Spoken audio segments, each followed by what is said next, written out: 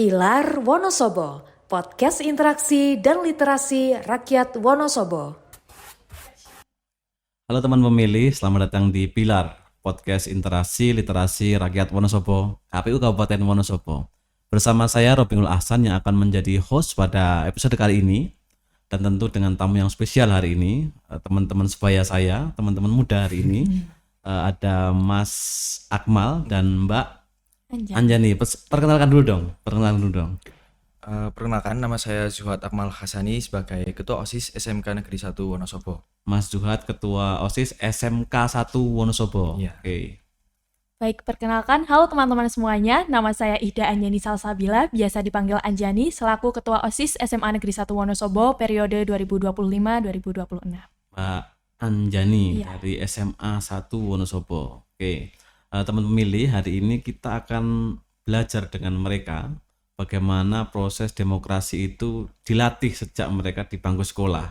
Kita akan mendengarkan beberapa cerita seru tuh pastinya, mungkin menginspirasi juga untuk kita bagaimana teman-teman ini belajar menjadi pemilih, belajar menjadi pemimpin, dan belajar berdemokrasi di bangku sekolah. Kita mulai dari Mas Zuhad dulu. Mas Zuhad itu terpilih sebagai ketua OSIS kapan itu, Mas?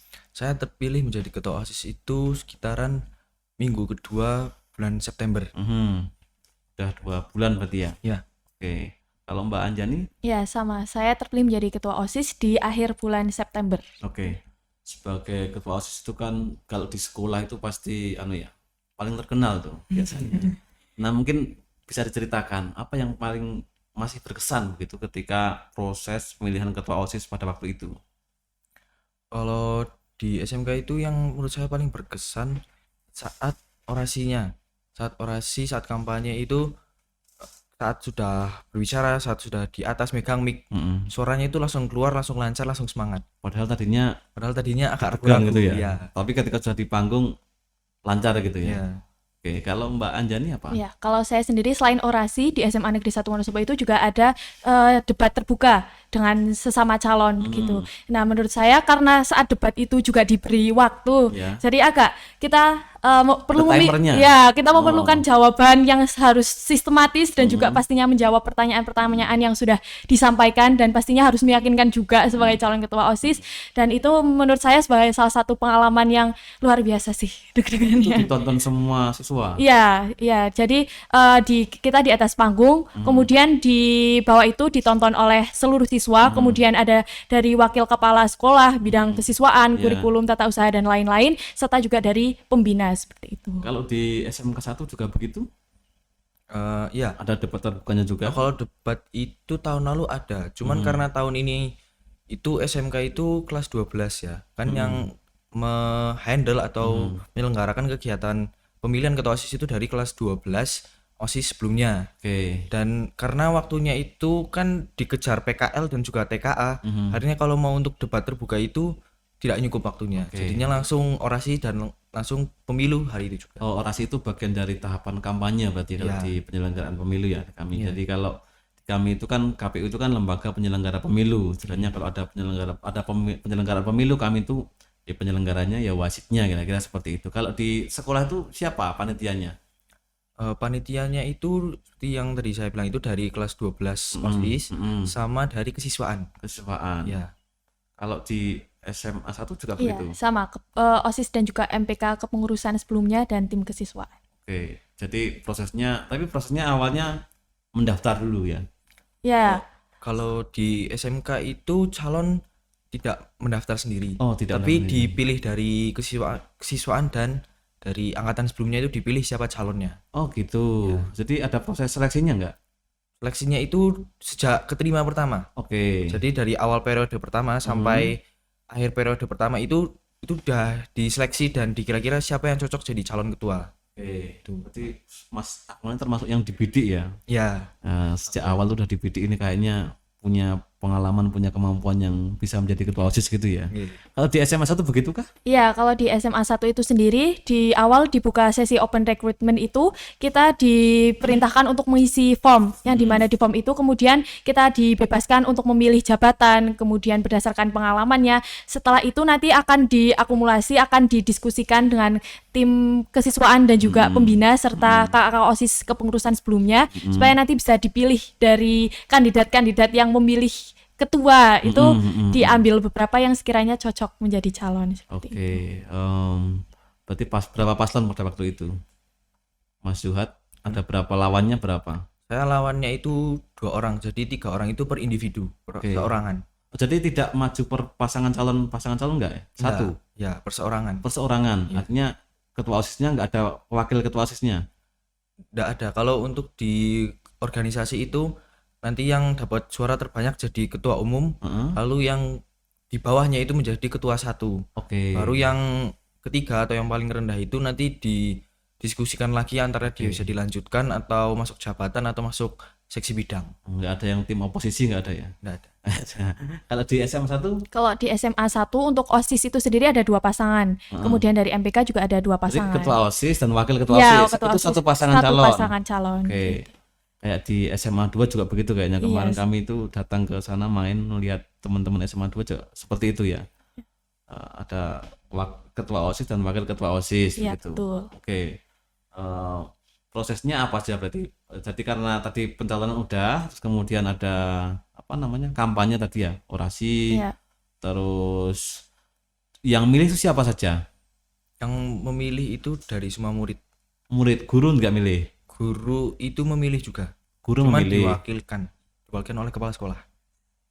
Sebentar, guru memilih tapi diwakilkan kepala sekolah. Jadi kalau tahun ini itu karena kartu suaranya itu kekurangan, jadi guru itu pilihan dari guru itu diwakilkan oleh kepala sekolah. Jadi Itu satu suara berarti ya? ya, Pak kepala sekolah nyoblos gitu datang ke TPS gitu.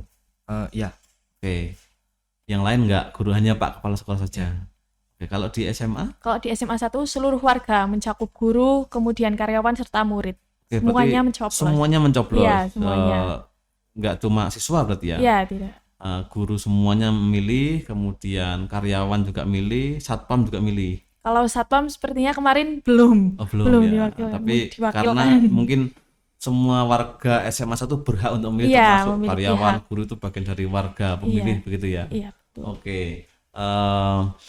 Dari proses panjang itu kan dari pencalonan, kemudian apa? Kampanye tadi, kemudian yang debat, yang orasi, terus kemudian hari pemilihan. Apa yang kira-kira pelajaran demokrasi apa yang bisa dipetik dari teman-teman? Kalau menurut saya itu artinya demokrasi itu masih berjalan di semua lingkup masyarakat, baik itu di rumah, sekolah maupun masyarakat, dan di sekolah ini masih berjalan. Dan artinya juga itu suara dari warga atau rakyat yang terlibat itu masih bisa diterima dan tidak disepelekan. Itu menurut saya. Tidak ada yang ditinggalkan begitu Iya. ya, semuanya dilibatkan gitu ya. Iya. Kalau menurut saya sendiri, demokrasi itu kan berarti kedaulatannya berada di tangan rakyat, yang dimana kalau diimplementasikan di sekolah berarti dalam hal ini itu oleh siswa.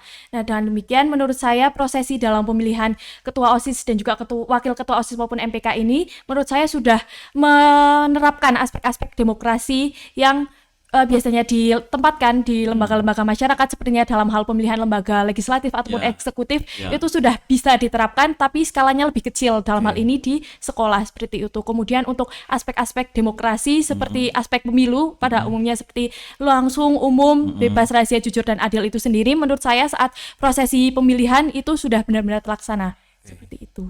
Jadi teman-teman juga merasa dihargai ya ketika mendapatkan hak milih gitu ya. Merasa tidak ada yang ditinggalkan gitu. Teman-teman ada yang kalau teman pemilih yang cuek apa antusias ketika ada pemilihan OSIS sih?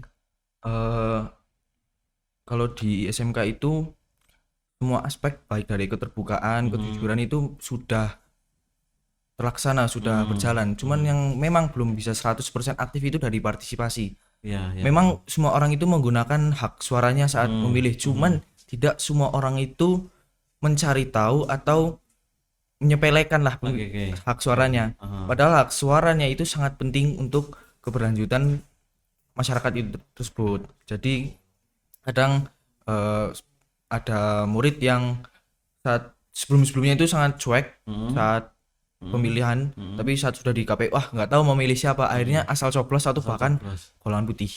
rusak jadi Ya, suaranya nggak rusak. dihitung ya. Itu bisa jadi tadi karena mereka nggak tahu siapa atau mungkin kurang terinformasi atau apa, itu masih jadi PR ya.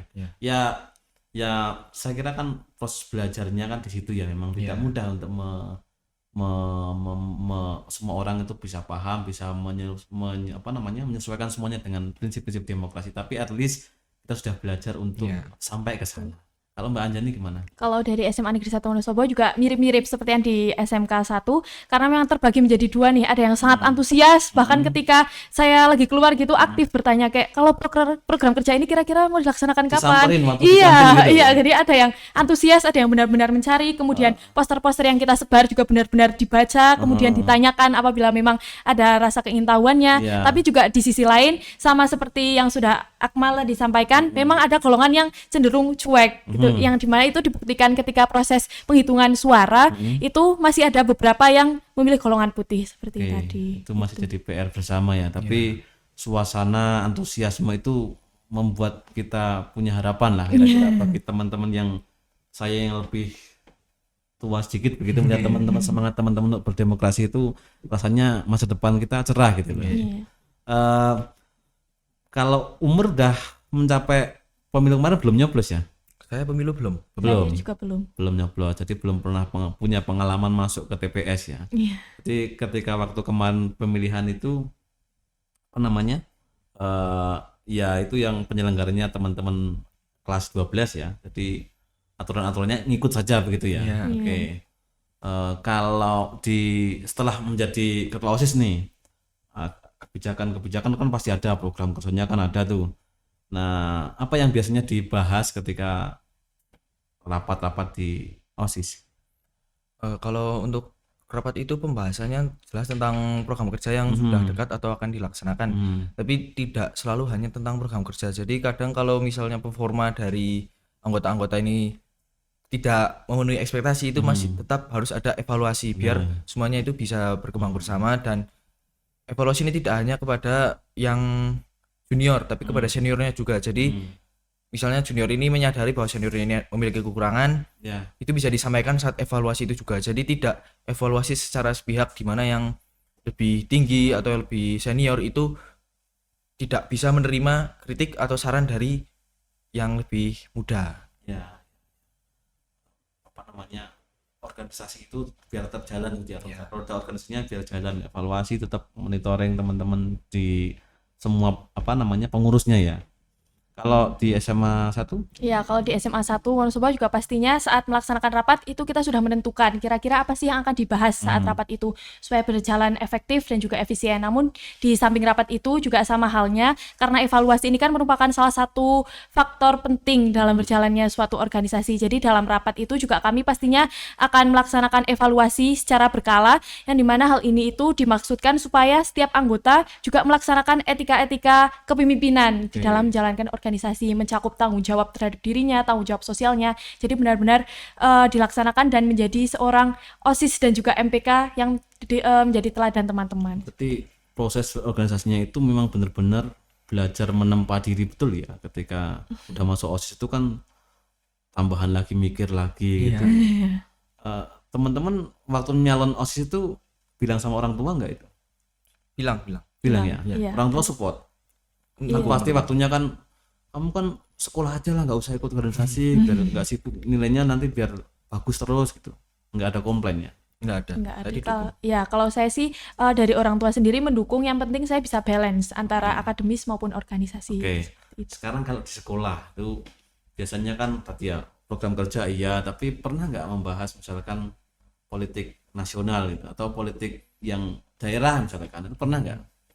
Kalau dalam forum rapat itu sendiri nggak pernah. Nggak pernah ya. Tapi kalau Secara misalnya formal nggak pernah ya, gitu. secara formal nggak pernah. Tapi kalau secara non formal misalnya sedang ngobrol atau sedang bagaimana, itu pasti dibahas, karena apa yang terjadi di sekitar kita atau bahkan di sana itu bisa menjadi pelajaran bagi kita tentang kepemimpinan, tentang pemerintahan itu apa yang bisa kita lakukan dan apa yang tidak bisa kita lakukan, biar kita bisa memaksimalkan approval atau kepuasan dari semua orang yang terlibat, baik itu warga, guru ataupun siswa lainnya.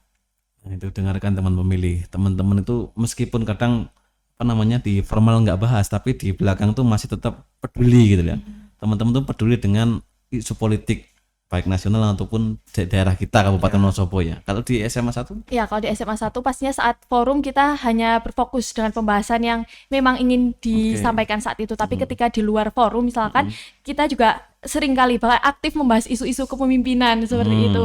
Ya, mencakup bagaimana sih atau kita evaluasi kepemimpinan tapi mulai dari skala kecil. Misalkan dari kepengurusan sebelumnya gitu. Kita analisis, kita evaluasi kira-kira kurangnya apa sih supaya ketika kita menjalankan program kerja yang sekiranya berkesinambungan dengan kepengurusan sebelumnya itu dapat berjalan lebih optimal daripada sebelumnya gitu. Menarik itu. Tapi kan hari ini kan teman-teman muda itu kan punya gadget semua ya. Artinya isu-isu nasional, isu-isu daerah itu kan pasti kan masuk itu. Nggak mungkin tidak ketika kita bahas sosial media, karena yang trendingnya lah, yang FYP-nya misalkan itu juga sering jadi bahasan teman-teman nggak? Soal politik nasional misalkan atau kebijakan apapun gitu. Lumayan sering atau kadang-kadang misalnya sangat viral sekali itu pasti dibahas kira-kira kenapa ini bisa kayak gini, itu bagaimana kita biar nggak kayak gitu juga. Kalau di SMA 1 iya sih, utamanya seperti program-program pemerintah yang benar-benar sampai ke kita. Contohnya seperti MBG gitu kan, kita benar-benar merasakan gitu Pak. Jadi ya saat itu kita ya membahas seperti kayak ini kira-kira maksudnya pelaksanakan kebijakan ini itu seperti apa sih ke kita, dampaknya alhamdulillah sudah sangat bermanfaat gitu. Kira-kira terus kita bahas nih tindak lanjutnya, maksudnya kayak kalau misalkan di daerah-daerah lain sepertinya seperti apa gitu ya, ngobrol santai sampai ke daerah lain tuh kayak mana gitu. Tapi nggak sampai ya ngobrol-ngobrol ringan, ngobrol tapi santai, itu kan bagian dari karena kita dapat info, kita bagikan ke teman-teman menjadi obrolan hangat teman-teman begitu ya. Oke, menarik karena banyak orang mengatakan pemuda atau pemilih itu cuek sama politik. Setuju nggak teman-teman? Kalau menurut saya itu yang golongan cuek terhadap politik itu pasti ada. Cuman kalau yang memang sudah kritis itu juga ada. Kalau yang cuek ini menurut saya kemungkinan karena mereka belum merasakan dampaknya secara langsung. Kalau yang cuek itu belum merasakan dampaknya langsung. Jadi misalnya keputusan di ibu kota itu kan belum pasti langsung dirasakan dampaknya oleh kita di Wonosobo begitu ya. Mungkin yang langsung itu misalnya pilpres itu kan dampaknya langsung. Cuman kalau misalnya perubahan undang-undang atau yang lainnya itu tidak bisa langsung dirasakan dampaknya. Apalagi di sekolah misalnya ya. Tapi juga yang kritis ini juga mulai cuek karena pemuda-pemuda yang kritis ini kan sudah sering bersuara baik itu di media sosial ataupun di secara langsung. Cuman mereka lama-lama merasa suaranya itu tidak bisa diterima tidak didengarkan, akhirnya mereka mulai cuek dan akhirnya semua orang cuek gitu. Kalau menurut Mbak Anjani? Kalau menurut saya sendiri, karena saya juga bergabung ke ekstrakurikuler 4 pilar di sekolah yang dimana itu memang ekstrakurikuler yang dimana salah satunya itu materinya tentang ketatanegaraan seperti itu. Jadi di dalamnya itu ekskul sekolah. Sekolah. Yang mana saat ini fokusnya itu masih di lombanya, yaitu lomba cerdas cermat, yang dimana salah satu materinya itu tentang kepolitik. Jadi untuk di lingkup 4 pilar ini kita sering kali membahas sering kali membahas kebijakan-kebijakan, kemudian kita juga analisis ini berdasarkan landasan hukumnya apakah sudah sesuai dan lain sebagainya. Tapi ketika kemudian saya berpindah sudut pandang ke lingkungan sekolah seperti umumnya, ya saya menyadari bahwa banyak sekali siswa-siswa yang masih merasa cuek terhadap dinamika politik yang terjadi. Dan kalau berdasarkan pengamatan saya itu sendiri, itu yang menjadi faktor di antaranya itu yang pertama karena masih minimnya materi ataupun kontekstual dari politik kepada masyarakat yang awam seperti itu. Minimnya materi yang kontekstual kepada masyarakat awam. Karena kalau di 4 pilar itu sendiri kan sudah disediakan materinya. Jadi kita tahu dan sudah sangat bisa dianggap dekat lah dengan materi tersebut. Tapi ketika dengan yang masyarakat awam yang tidak mengetahui apapun seputar politik, mungkin mereka itu hanya menganggap politik sebatas hanya partai, kemudian hanya sebatas memilih dan lain sebagainya. Padahal kan politik itu sendiri ada relevansinya ya Kak sama kehidupan kita sehari-hari, karena kebijakan yang dihasilkan itu juga pastinya berimplikasi langsung terhadap kita seperti itu. Kemudian yang saya sadari juga yang menjadi salah satu aspek kenapa banyak pemuda yang cuek terhadap politik itu karena masih minimnya ruang partisipasi bagi pemuda untuk terjun ke dunia politik, karena menurut saya budaya politik yang di Indonesia ini belum cukup inklusif karena melihat realitanya itu yang biasanya membahas isu-isu politik itu cenderung yang dewasa, maksudnya yang sudah mungkin 18 tahun ke atas seperti itu. Padahal menurut saya apabila kita pemuda itu diberikan ruang untuk turut berpartisipasi aktif untuk membahas isu-isu politik terkini itu justru bagus karena menjadi kesadaran politik yang sehat untuk kami sejak dini gitu. Luar biasa, ini pengetahuannya udah kayak mahasiswa tingkat akhir yang mau ngarap skripsi ini ya. Skripsinya soal tata negara ya. Bagus ya. Menarik. Nah, menyangkut soal tadi ya. Sebenarnya teman-teman di OSIS begitu, apakah itu punya pandangan yang hampir sama gitu? Artinya di OSIS sendiri itu yang cuek ada atau semuanya ya terlibat aktif juga gitu? Kalau di OSIS SMK itu alhamdulillah semuanya terlibat dan sadar terhadap politik karena mereka ini kan memang sudah menyadari atau memiliki kesadaran organisasi atau forum yang memiliki kuasa lah atau pemerintahan yang berkewajiban kepada rakyat. Oke. Tadi banyak ya kita mengulas beberapa permasalahan soal apatisme teman-teman pemuda begitu. Bisa jadi karena mereka tadi kalau Mas Akmal bilang mereka tuh sebenarnya udah bersuara tapi merasa tidak didengar. Mbak Anjani juga bilang kalau ada minimnya ruang partisipasi pemilih pemula atau pemuda lah kira-kira.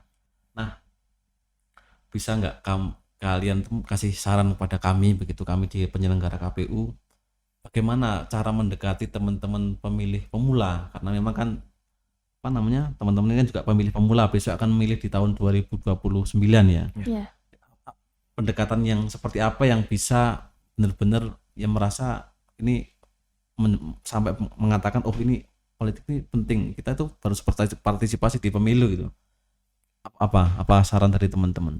Kalau saran saya itu untuk KPU sebagai penyelenggara itu lebih sosialisasinya itu tidak hanya di satu lokasi saja. Misalnya tidak hanya di sekolah-sekolah yang memang sudah SDM-nya itu lebih baik daripada yang lain. Ada yang lebih rendah maksudnya SDM-nya. Tidak merata lah. Iya. Juga ke semua tempat, semua sekolah dan tidak hanya SMA atau SMK yang memang sudah mendekati, tapi juga menurut saya dari SMP. Karena kalau dari SMP sudah memiliki kesadaran untuk politik, maka di SMA atau SMK itu mereka bisa lebih berkembang lagi. Gitu. Jadi karena SMA dan SMK ini mereka sudah di umur yang mendekati dewasa, mereka jadi lebih sadar dan kritis tentang apa yang terjadi. Biar saat kalau sosialisasinya dimulai saat SMA saja, itu nanti mereka mungkin masih cuek, masih agak kaget dengan politik. Kira-kira sosialisasi yang seperti apa? Kalau tadi kan bisa jadi SMP, bisa jadi lebih merata, meluas begitu. Kalau sosialisasi yang semacam apa yang bisa diterima oleh teman-teman pemilih pemula? Kalau sosialisasinya bisa diterima itu yang paling penting itu bagaimana cara kita bisa mengolah informasi, mana informasi yang benar-benar itu sebagai kampanye dan fakta oleh salah satu pihak dan tidak menjatuhkan pihak lain. Jadi masih bisa menghormati, masih bisa menyetarakan pihak itu sendiri dengan pihak lawan, pihak posisi begitu. Dan tidak melaksanakan kegiatan yang kurang relevan. Contohnya yang kurang relevan itu apa? Yang kurang relevan itu misalnya kayak sosialisasi tapi yang terlalu formal gitu, terlalu terlalu formal, kaku gitu ya, enggak. Pokoknya enggak anak muda banget gitu ya. Ya. Oke. Kalau Mbak Anjani? Ya, mungkin beberapa sudah disampaikan oleh Akmal, dan menurut saya sendiri kalau pemuda itu sekarang suka atau lebih cenderung kepada hal-hal yang bersifat relevan, kemudian kreatif dan juga kontekstual. Jadi dibandingkan penyampaian materi secara formal seperti yang tadi disampaikan, mungkin bisa diolah, Pak. Jadi penyelenggaraan sosialisasinya itu bisa diubah menjadi ruang yang lebih kreatif, misalkan lewat sosial media gitu, membuat konten-konten menarik sebagai untuk menarik minatnya terlebih dahulu. Kemudian saat pelaksanaannya, saat sosialisasinya mungkin tidak hanya sekedar pemaparan materi saja, mungkin bisa diselingi dengan games yang dimana gamesnya itu berisi informasi-informasi yang memang ingin disampaikan. Jadi kesannya tidak monoton, tidak datar Tidak gitu. monoton, tidak formal, Iya. tidak kaku, tidak apa begitu ya. Iya, jadi ada ruang interaksinya juga. Jadi pemuda itu merasa tidak bosan dan juga turut berpartisipasi aktif seperti itu. kalau menurut saya. Masukan-masukan yang luar biasa. Nanti mungkin besok-besok kita bisa berkolaborasi ya, misalkan tadi soal konten. Kadang kontennya kita orang dewasa itu kan menurut kita udah bagus nih. Tapi bagi teman-teman muda itu Tidak cocok. Iya. jelas nih terlalu kaku gitu. Iya. Nah, itu kan butuh perspektif teman-teman muda itu. Iya. Makanya nanti besok ini kita bisa lah main-main gitu ke SMA atau SMK untuk mungkin cari bikin-bikin konten yang disenangi teman-teman pemilih pemula gitu. Teman-teman pemuda, biar harapannya tadi apatisme itu bisa terkikis. Orang-orang yang cuek terhadap politik itu ya pelan-pelan ternyata penting, kayak tadi Mbak Anjani bilang kalau politik itu berpengaruh pada kita, berdampak loh pada kebijakan-kebijakan yang menyentuh kita gitu. Mungkin sebelum akhir ya, mungkin teman-teman tadi kan kami minta saran untuk bagaimana pendekatan kepada teman-teman pemilih pemula. Kalau pesan teman-teman, pesan Mas Akmal, pesan Mas Akmal kepada pemilih, calon pemilih pemula nanti di tahun 2029 atau khususnya pemuda lah kira-kira yang sebaya kita ini, gimana? Kalau pesan dari saya itu tolong untuk lebih aktif lagi, untuk maksimalkan partisipasi dan jangan menyepelekan suara. Jangan sampai saat sesuatu terjadi kita marah-marah padahal kita tidak menggunakan suara kita dengan baik. Itu perlu dicatat. Maksimal ikut bersuara, ikut memilih. Ya. Jangan tiba-tiba nanti nggak milih, tiba-tiba bersuara panjang kali lebar kali tinggi ya. Oke. Karena tidak dalam 1000 tahun, tidak dalam 2000 tahun seseorang itu bisa mencapai hal-hal hebat itu sendirian, itu tidak mungkin. Luar biasa. Lanjut. Cukup. Cukup. Mbak Anjani. Ya, mungkin sebagaimana yang sudah disampaikan Akmal tadi, saya harap kepada pemilih pemula untuk menggunakan haknya sebijak mungkin, benar-benar bijak. Jadi ketika pelaksanaan pemilihan itu tidak hanya sekedar mencoblos, tidak hanya sekedar menaruhkan paku di kertas, tapi di dalam prosesnya itu harus bijak, mencakup seperti analisis terlebih dahulu, melihat rekam jejaknya seperti apa, supaya nanti hak yang sudah kita utarakan itu benar-benar sesuai dengan kita. Jadi tidak ikut-ikutan, tidak FOMO-FOMOan, tapi benar-benar sesuai dengan keinginan kita, sehingga nanti setelah terpilih kemudian kebijakan-kebijakan yang dilaksanakan itu juga sudah sesuai dengan apa yang memang kita inginkan, seperti itu. Oke, luar biasa. Yang di studio boleh tepuk tangan dong untuk kedua narasumber yang luar biasa kali ini ya. Kita hari ini Wonosobo cerah sekali karena kedatangan dua narasumber yang cerah juga, mencerahkan, menginspirasi. Ini sebagai informasi teman-teman, ketua OSIS ini juga berprestasi di bidang masing-masing ya. Kalau Mas Akmal ini juara pidato bahasa Inggris ya. Ya, Tingkat nasional. Wonosobo. Kalau Mbak Anjan ini besok mempersiapkan lomba cerdas cermat 4 pilar di Jakarta. Tepuk tangan. Rasanya sudah berapa menit ini ya? 30 ya. Sebenarnya cepet banget gitu karena nggak tahu, mungkin kita seumuran ya. Enggak ya. Karena tadi materi-materinya luar biasa yang disampaikan teman-teman. Terima kasih sekali sudah mampir ke KPU Wonosobo. Besok gantian kami yang mampir ke sekolah SMK ya atau SMA ya. Boleh sekali ya? kita tunggu. Oke, kiranya teman pemilih luar biasa hari ini kedatangan dua narasumber yang hebat dari Wonosobo asli, Ketua OSIS SMK 1 dan SMA 1 yang memberikan beberapa perspektifnya terkait demokrasi pembelajaran di sekolah yang itu berdampak kepada partisipasi kita untuk mengajak teman-teman pemilih pemula untuk ikut terlibat dalam proses demokrasi yang nanti diselenggarakan di tahun 2029. karena kita dibatasi waktu, rasanya memang belum mau berpisah, tapi harus dipisahkan. Nanti akan sampai ke episode selanjutnya. Mungkin teman-teman pemilih juga bisa menunggu konten-konten ya, kolaborasi antara KPU dengan teman-teman sekolah ya, biar lebih menarik gitu. Jangan lupa teman pemilih ya, jangan lupa like, subscribe YouTube KPU Kabupaten Wonosobo biar tidak ketinggalan episode terbaru. Nanti episodenya lebih luar biasa lagi. Teman pemilih juga bisa komen siapa narasumber yang pengen didatangkan di KPU Kabupaten Wonosobo. Siapapun boleh, nanti kami upayakan untuk mengundang dalam negeri, luar negeri ataupun mana saja boleh ya.